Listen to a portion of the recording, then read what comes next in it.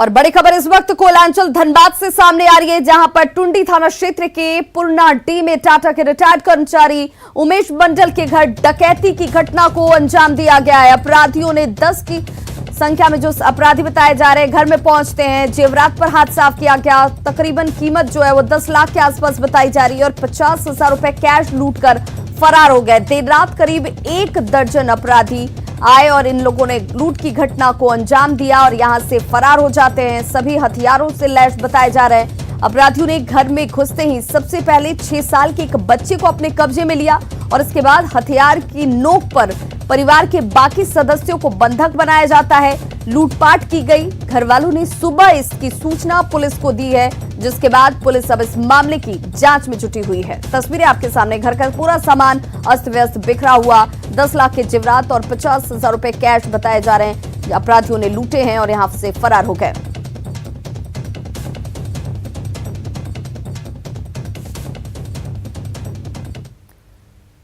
कोडरमा में स्वास्थ्य विभाग की एक और लापरवाही सामने आई है।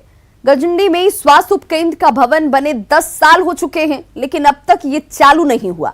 हालात ये हैं कि भवन जर्जर हो गया है। अस्पताल तक जाने के लिए रास्ता तक नहीं है और चारों तरफ झाड़ियां ही झाड़ियां आपको नजर आएंगी, जिससे इलाके के मरीजों को खासी परेशानी उठानी पड़ रही है। विभाग का बिल्डिंग है, हमको रहने के लिए बोला गया था, लेकिन यहाँ पहुँच रास्ता नहीं है, ना दरवाजा ना खिड़की, कुछ नहीं है। ये संभव नहीं है कि हम सब कुछ कर सकते हैं। बिल्डिंग अभी इतना दिन हो गया जिसमें कोई नहीं रहेगा तो टूटने के कगार पर आ ही जाता है। वो तो देखना पड़ेगा। तबीयत बिगड़ती है तो सदर आता है, काहे कि वहाँ रास्ता ही नहीं है, लोग जाएगा कैसे। स्टाफ रहती है, एक स्टाफ वहाँ रहती है, कोविड में अभी ड्यूटी पड़ा हुआ है। झाड़ियों के बीच ये अस्पताल, और इसे देखकर आप कहीं से भी अस्पताल आप नहीं कह पाएंगे। झारखंड सरकार का स्वास्थ्य विभाग इन दिनों कोमा में है, जिसका जीता जागता प्रमाण कोडरमा जिले के गजंडी में बना स्वास्थ्य विभाग का भवन है। वर्षों से यह भवन बंद है, जहां किसी तरह का कोई कार्य नहीं हो रहा। हालांकि पुराने भवन में कार्य तो चल रहा है, लेकिन सरकार जिस मकसद से इस भवन का निर्माण करवाई थी वह पूरा होता नहीं दिख रहा। ऐसे में जरूरत है सरकार और समाज को जागरूक होने की, जिससे कि इस भवन का लक्ष्य पूरा हो सके। न्यूज़ 18 के लिए कोडरमा से संजय गुप्ता। खूंटी और राजमहल की जेल में कोरोना पॉजिटिव निकलने के बाद से पुलिस और ज्यादा सतर्क हो गई है। पुलिस अब अपराधियों को गिरफ्तार कर जल्द से जल्द जेल भेज रही है। वहीं जेल भेजने से पहले आरोपियों का कोरोना टेस्ट कराया जा रहा है। वहीं जिन पुलिसकर्मियों ने अपराधी को पकड़ा है, वे जब तक आरोपी की टेस्ट रिपोर्ट नहीं आती, सिर्फ उन पर ही उन आरोपी की जिम्मेदारी होती है। जितने भी अपराधी पकड़े जा रहे हैं, अब एक तो है कि उसको कम समय, जो लिमिट समय न्यायालय के द्वारा हम लोग निर्धारित किया गया, उसी लिमिट समय में उनको पकड़ना है और तहकीकात करके पूछ किया, फिर उनको हमको जेल तक पहुंचाना भी है सही सलामत। इसलिए इस बीच में कोरोना टेस्ट ट्रू नेट करके एक कोरोना टेस्ट आया है, सदर अस्पताल रांची में हो रहा है। आसामी को वहाँ भेजने से पहले उनका हम लोग टेस्ट कराते हैं। लोगों ने डिपार्टमेंट में जो भी इंस्ट्रक्शन दिए हैं वो यह दिए हैं कि यह प्रयास किया जाए मैक्सिमम कि किसी व्यक्ति को पकड़ने में कम से कम लोग उसके संपर्क में आए, और जो लोग पूर्व में संपर्क में आए हैं वो जब तक कि उस व्यक्ति का टेस्ट ना हो जाए और उसका रिजल्ट ना आ जाए तब तक वही व्यक्ति उसके संपर्क में रहें। बाकी व्यक्ति उसके संपर्क में ना आए, उसकी जो भी आवश्यकताएं हैं उस कैदी की, उसको पूरा करने में वही जो व्यक्ति जो शुरू में उनको पकड़ने में थे वही उसमें सहायता करें, अन्य कोई ना करें। झारखंड समेत देश भर में महामारी का प्रकोप जारी है, लेकिन इस दौरान दूसरी बीमारियों के प्रकोप में कमी आई है। बरसात के मौसम में आमतौर पर रिम्स में बेड फुल होते हैं, लेकिन कोरोना संकट में रिम्स के मेडिसिन विभाग में मरीजों की संख्या कम हुई है। ओपीडी में भी मरीजों के आने का सिलसिला कम दिखता है। ओपीडी में मरीजों की संख्या कम है, इसका कारण यह नहीं है कि लोग नहीं आना चाहते हैं। दरअसल बहुत सारी बीमारियों की संख्या में भी कमी आई है, जैसे गला का इन्फेक्शन, गले में खराश होना, उसके कारण बुखार होना। ये जो हम लोग पहन रहे हैं मास्क, उसके कारण उसमें कमी आई है। और दूसरा, गाड़ियाँ कम चलती हैं, गाड़ियों कम चलने के कारण वायु प्रदूषण कम है, उसके भी कारण गले का खराश ये सब कम हो गया है। दूसरी बात है, लोगों ने हाथ धोना ज़्यादा सीख लिया है। हाथ ज़्यादा धोने के कारण पेट की बीमारियों में भी कमी आई है। डायरिया, गैस्ट्रोएंटेरिटिस, ये इनके भी पेशेंट बहुत कम आ रहे हैं अभी। तो कोरोना संकट में छात्रों के अभिभावक को एक बड़ी राहत मिली है। राज्य सरकार ने निजी स्कूलों के फीस को लेकर दिशा निर्देश जारी किए हैं और स्कूली शिक्षा एवं साक्षरता विभाग के द्वारा इस निर्देश में 2020-21 के लिए निजी स्कूलों को फीस किसी तरह की बढ़ोतरी नहीं करने के निर्देश दिए गए हैं। इतना ही नहीं, स्कूल सिर्फ ट्यूशन फीस ही ले पाएंगे। वहीं अगर कोई छात्र किसी वजह से फीस जमा नहीं कर पाया है तो भी उसका ना तो नामांकन रद्द किया जाएगा, ना ही उसे ऑनलाइन शिक्षा लेने से वंचित रखा जा सकता है। कोरोना संकट के दौरान छात्रों से ट्रांसपोर्ट या फिर किसी अन्य प्रकार के शुल्क नहीं लिए जाएंगे। सरकार के आदेश को नहीं मानने वाले निजी स्कूलों का एनओसी भी रद्द किया जा सकता है। वो तो पत्र में सभी बिंदुओं की चर्चा की गई है और उसमें जितने भी स्टेक होल्डर्स हैं, स्कूल, उनकी समस्या को ध्यान में रखा गया है। वहाँ पे जो शिक्षक कार्यरत हैं, शिक्षकेतर जो कर्मचारी हैं, अभिभावक हैं, सबों का ध्यान रखते हुए सबकी बात सुन करके यह आदेश निर्गत किया गया है। उसमें बिंदुवार सभी बातों को स्पष्ट कर दिया गया। तो स्कूल फीस को लेकर के जैसे ही राज्य सरकार के ये फैसले सामने आए, उसके बाद राज्य में अभिभावकों की मिलीजुली प्रतिक्रिया इस वक्त सामने आ रही है। कुछ अभिभावक जहां इसे राहत की उम्मीद के तौर पर देख रहे हैं, तो कुछ को अभी भी थोड़ी शिकायत रह गई है। सरकार ने अपना आदेश निकाला है और उसमें एनुअल चार्जेस जितने दिन स्कूल नहीं खुलता है तब तक का माफ करने की बात है, यातायात शुल्क माफ करने की बात है, और जो एक्स्ट्रा करिकुलम, मान लें कंप्यूटर चार्जेस है, बिल्डिंग मेंटेनेंस है या बिल्डिंग फंड है, इस टाइप के तमाम जो फीस हैं, जब तक स्कूल खुल नहीं जाता तब तक का माफ किए जाने का आदेश उन्होंने जारी किया है।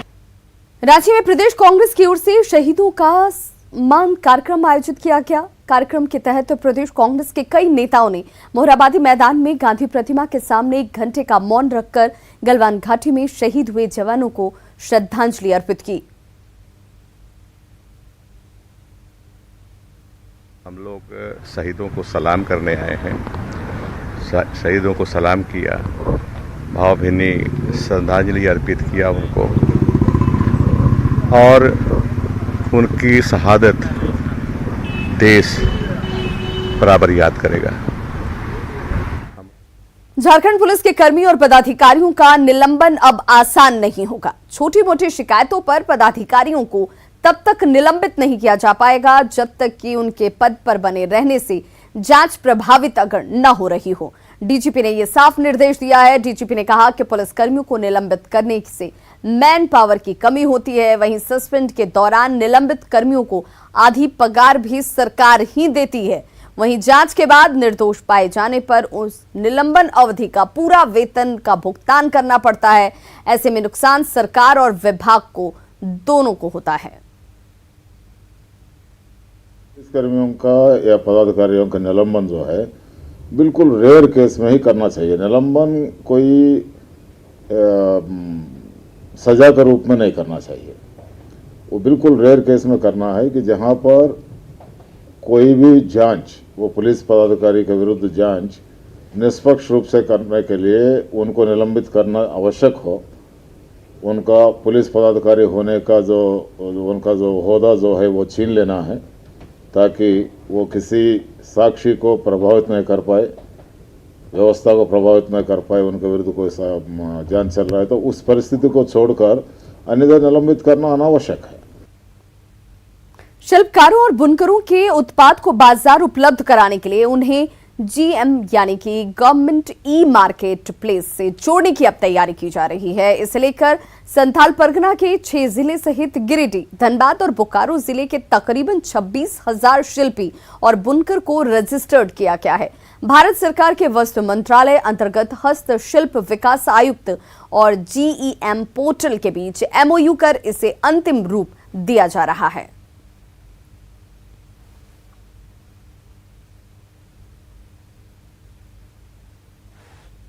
अधिक से अधिक शिल्पकार और जो बुनकर हैं झारखंड के, उनको इस जीएम पोर्टल से जोड़ा जाए ताकि सरकार के विभिन्न कार्यालयों से उनको सीधे ऑर्डर मिल सके और उनका जो प्रोडक्ट है जिसका कि उपयोग सरकारी कार्यालयों में किया जा सकता है उसको बाजार उपलब्ध है। यहाँ से सोचे कुछ प्रोजेक्ट मिलेगा तो काम करेंगे, यहीं रहेंगे, फिर बाहर नहीं जाने प्लान है।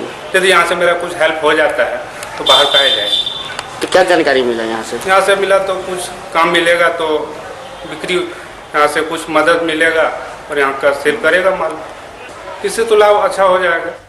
पाकुड़ के पाकुड़िया में जूनियर इंजीनियर की संदिग्ध मौत हो गई है। प्रखंड कार्यालय परिसर स्थित कमरे में पंखे से झूलता हुआ जेई मनोज सोरेन के शव को बरामद किया गया है। कमरा अंदर से बंद था। परिजनों के आने के बाद दरवाजे को तोड़ा गया।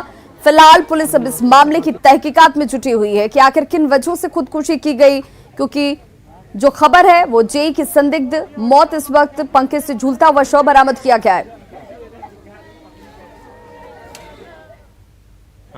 तो गए थे शादी में, शादी खत्म हुआ परसों लौटा, आज तो ये घटना घट गया। यही हम लोगों को खबर मिली। जांच में पता चलेगा क्या हुआ था। इसे किसी भी प्रकार की कोई दबाव नहीं थी और ये छुट्टी पे था, छुट्टी से कल ही आया था, है ना, और रात में घटना घटी है। जांच के बाद ही पता चलेगा कि मामला क्या नाम था। जांच किया जाएगा, जांच के बाद बताया जा सकता है क्या मामला है। अग्रिम कार्रवाई पुलिस द्वारा की जा रही है। राजधानी रांची में आवारा कुत्तों का आतंक कम होने का नाम नहीं ले रहा। शहर में हर महीने 3000 से ज्यादा लोग आवारा कुत्तों के शिकार हो रहे हैं।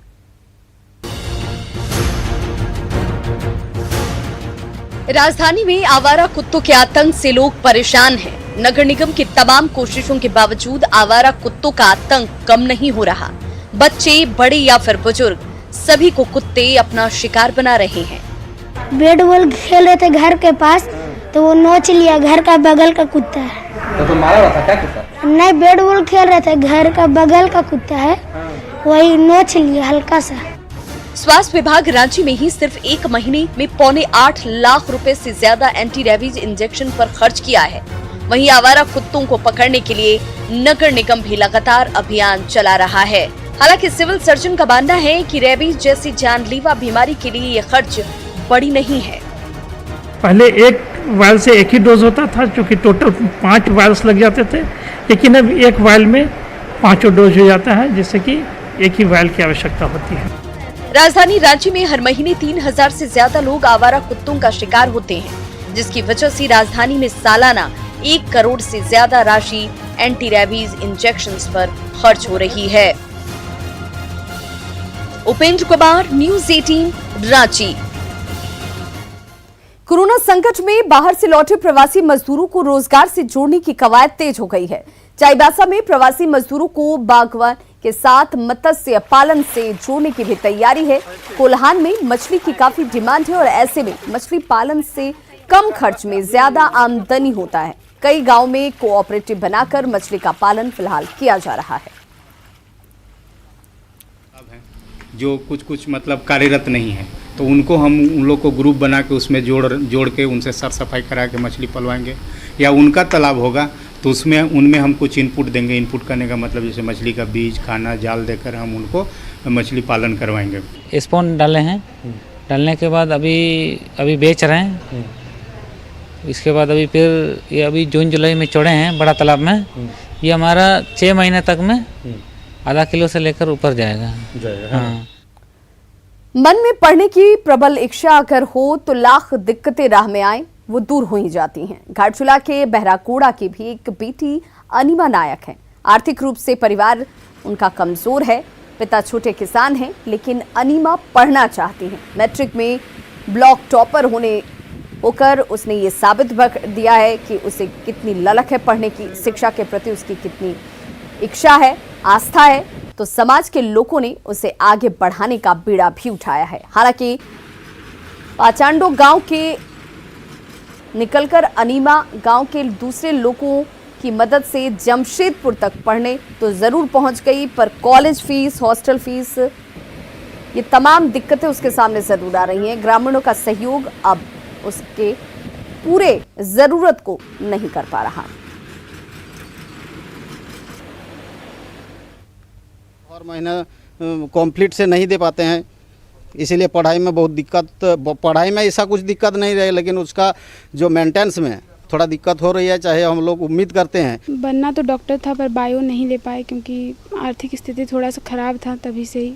उसके बाद अभी हम मैथ लेके पढ़ रहे हैं, देखते हैं एक तो इंजीनियरिंग का होगा तो करेंगे या फिर कुछ देना है एग्ज़ाम ITI या ऐसे ही कुछ, या फिर है टीचर्स लाइन। उसके बाद सुकन्या योजना है, ये भी भरे हैं, ये भी नहीं मिली। बेटी बचाओ बेटी पढ़ाओ, ये भी भरे हैं, ये भी नहीं मिली। लिली फाउंडेशन भी भरे हैं, ये भी नहीं मिली। तो क्या करें, कुछ नहीं मिली। सिर्फ स्टाइपेंड मिली है 5,800 रुपये और कुछ नहीं मिली है इतना दिन तक, 1 साल हो गया। तो कैसे हम लोग पढ़ाएंगे? और लड़की लोग को पढ़ने की बहुत इच्छा है। आज पढ़ाई डिजिटल हो गई है, लेकिन पुराने जमाने में लोग पत्ते पर अपना संदेश लिखकर भेजते थे। स्याही भी जंगली पत्तों और फलों से ही तैयार की जाती थी।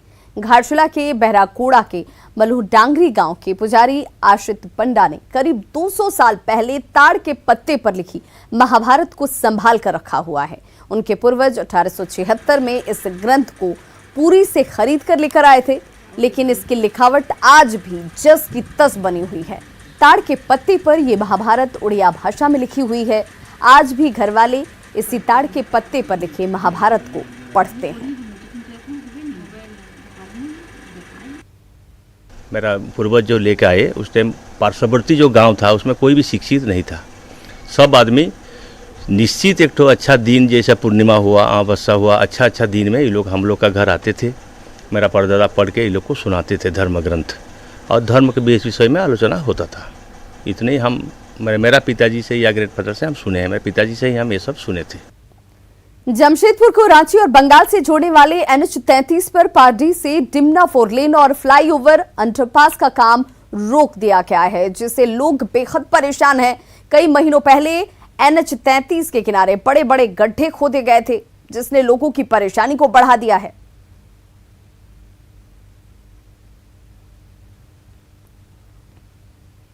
खबरों का सिलसिला लगातार जारी, आप देखते रहिए न्यूज़ 18 बिहार झारखंड।